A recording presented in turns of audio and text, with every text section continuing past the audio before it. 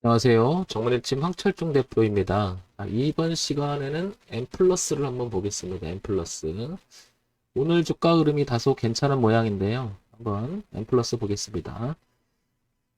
먼저 M+를 보기 전에 종합주가지수 흐름 먼저 같이 보면서 차트를 볼게요.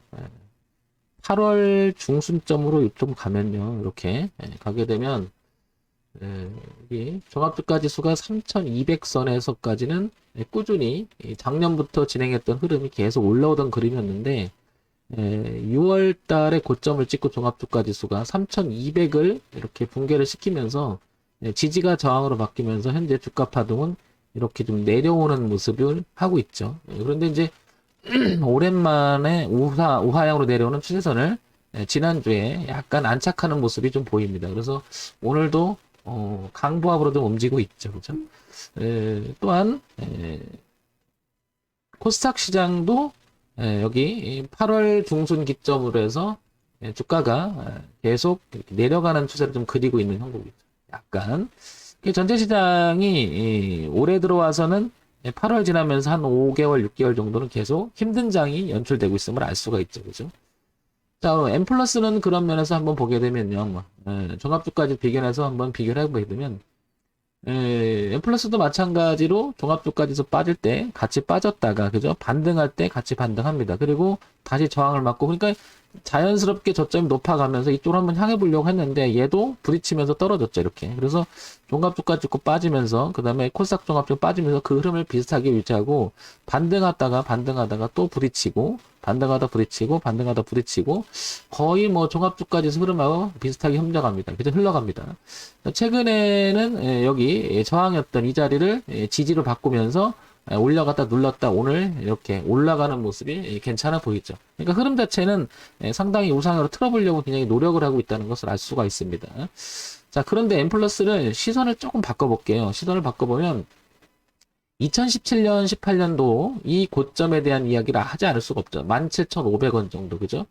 이 자리를 이렇게 한계점으로 이렇게 작용하면서 넘어가지 못했고요. 2020년 9월달 작년에 고점을 찍고 이기지 못했다 반등했다 또 그 자리 맞고 떨어졌죠. 그러면 이번에도 이렇게 우상향으로 약간 트는 모습이 있는데 올라간다면 19,000원대가 또 한번 고비가 되지 않을까 이런 생각이 할 수밖에 없는 거죠. 그죠? 그러면 주가가 어느 레벨에서 갇혀 있다가 한 레벨을 넘어간다라고 하는 것은 굉장한 모멘텀이 필요하겠죠. 그죠? 그 모멘텀 중에 가장 강력한 게 실적이라고 말하는 게 맞겠죠. 왜냐하면 기업은 이윤추가 가장 목적이니까 실적이 좋아지고 거기에 따라서 이익이 높아짐에 따라서 주가도 우상향으로 같은 흐름으로 갈 확률은 대단히 높기 때문에 실적이라는 부분은 보지 않을 수가 없는 거죠. 그러려면 M 플러스가 한 단계 더 높이기 위해서는 19,000원대를 넘어서 안착하기 위해서는 어떤 내용이 있어야 되는데 그런 게 내용이 있는지를 한번 또 살펴보도록 하겠습니다. 자, 일단은 주봉에서도 이 흐름을 좀 바꿔주려고 하고 있고요. 그러니까 돈의 흐름이 하방 쪽으로 이렇게 약간 기울어져 있다가 지난주부터 뭔가 상승으로 좀 틀어가는 모습이 좀 보인다는 거고요. 자, 우리가 주가 흐름을 이렇게 차트만 볼 수 없으니까 좀 전에 말씀드린 것처럼 이걸 한번 보겠습니다. 자, M 플러스 한번 볼게요. 자, M 플러스를 보게 되면 기본적인 내용을 보게 되면 코스닥에 상장이 되어 있죠. 우량 기업이면서 소형주, 제조 기계 장비로 편입되어 있고요. 그죠? 시가총액이 1659억인데 오늘 한 7, 8% 오르니까 좀 올랐겠죠. 그죠? 2차 전지 제조 장비 반도체 이런 쪽이죠. 그죠? 자, 보겠습니다. 뭐 이거는 뭐 M 플러스는 리비안인가 그 얘기가 또 나오지 않을 수가 없는 건데 한번 볼게요. 일단은 매출액 구조나 이런 걸 보게 되면 2020년 작년 그 4분기에 500억대를 좀 넘겼었어요. 그죠? 괜찮았었는데 올해 초만 해도 499억까지 갔고요. 그 다음에 현격히 줍니다. 그죠? 그러다 보니까 후반기 들어와서 2021년 후반기 들어와서는 뭔가 적자 폭을 조금 이렇게 만들어 버렸습니다. 그죠? 여기까지는 괜찮았죠? 자, 그 다음에 연간 실적 볼게. 그동안 어떻게 흘러갔는지 보니까 781억, 1043억, 1585. 영업이익과 당기순이익도 굉장히 좋았어요. 흐름이 좋았는데 후반기 때는 조금 주춤했다는 거죠. 그죠? 이렇게. 아니, 올해 들어와서요. 올해 들어와서 중후반 지나면서 좀 주춤했다는 건데, 점차적으로 조금 이런 모양 또는 회복돼 가려고 하는 모습이 있죠. 그런데 조금 이 부분이 좀 휘청어 남습니다. 그러니까, 재무 정보, 주가가 우상향으로 가기 위해서는 튼튼한 재무 정보가 있어야 되는데, 해야 되는데, 그런 부분들이 조금, 이렇게, 동그라미, 세모 X로 친다면, 한 세모에서 X 사이로, 요렇게, 현재 요거 때문에, 그쵸? 그래서 요거는 기본은 조금 퀘스천을 찍을 수밖에 없다. 자, 근데 차트 흐름상에서 보게 되면은, 어디냐면은 이 자리죠. 가격에 우리가 분석을 했을 때는 여기가 굉장히 강력한 저항이었던 거죠. 그래서 엊그저께도 올라갔다 내렸다 올라왔으니까 이 자리인 거죠. 그러면 가격을 이렇게 보게 되면 얼마죠? 14,400. 그러니까 14,000원이라고 하는 가격이 무너지지만 않는다면 15,000원을 향해서 이렇게 한번 파동이 일어날 가능성이 높아진 거죠. 올랐다가 눌렀다 이러면서 이렇게. 요거는 이제 우리가 주가 파동, 즉 차트 분석, 가격 분석에 의해서 말씀드리는 거고요. 그래서 요거 실적하고 내용하고 지금 매칭시키는 과정을 한번 설명드려 보는 겁니다. 자, 그러면 M 플러스 어떤 내용이 있었는지 볼까요?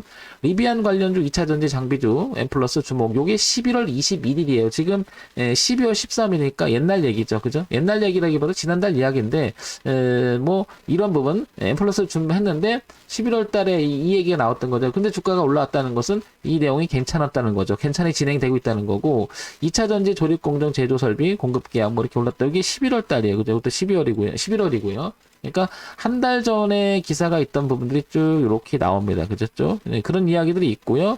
뭐 이렇게 보면 뭐 크게 뭐 이렇게 뭐라 그럴까요?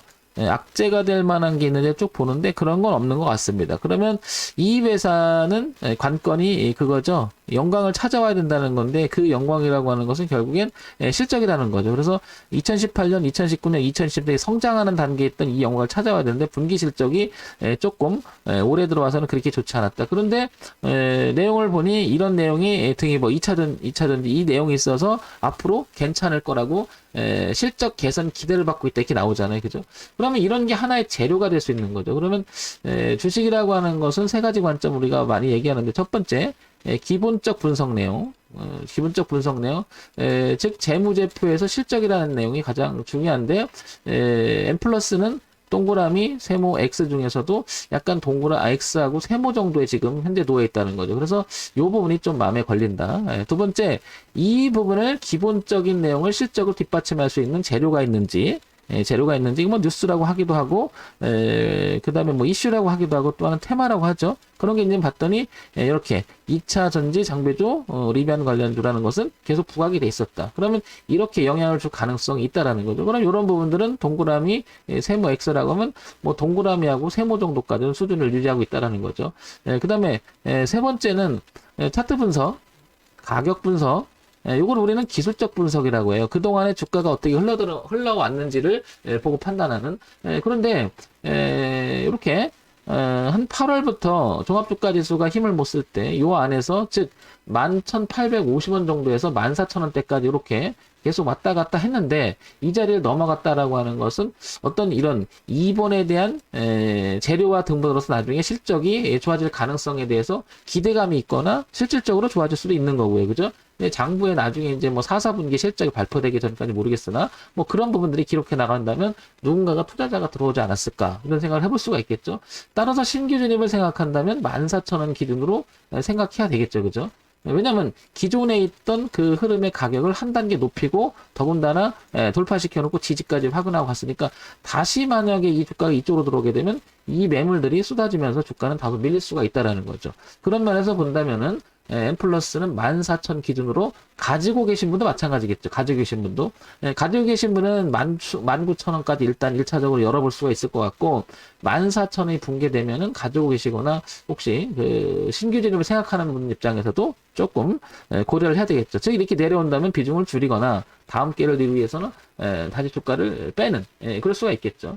자, M 플러스, 그런 면에서 보면, 기억해야 될 주가의 가격은 14,000원이 아닐까 이런 생각이 듭니다. 그러니까 이거는 가지고 계신 분, 신규 진입을 노리시는 분들 모두한테 기준이 될 수 있는 14,000원 그리고 19,000원까지 일단 파동의 범위를 확대해서 본다면 1번이 좀 걸리죠. 그런데 이런 부분들이 개선이 되면서 이쪽으로 옮긴다면 주가는 올라갈 수 있지 않나. 근데 차트 분석을 해보니 우상향으로 조금씩 높여가는 모습이 괜찮아 보이기 때문에 이렇게 되지 않을까.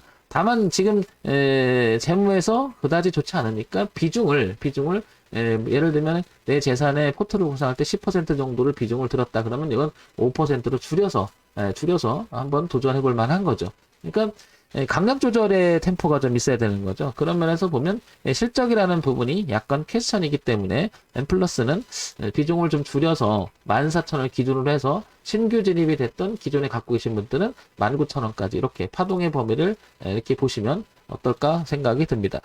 황 대표가 지금 종목 추천 드리는 건 아니고요. 여러분들 관심 있는 분들을 위해서 이렇게 가볍게 봐주시기 바랍니다. 정문의 찜 황철중 대표였고요. 좋아요, 구독, 그리고 알림 설정 부탁드립니다.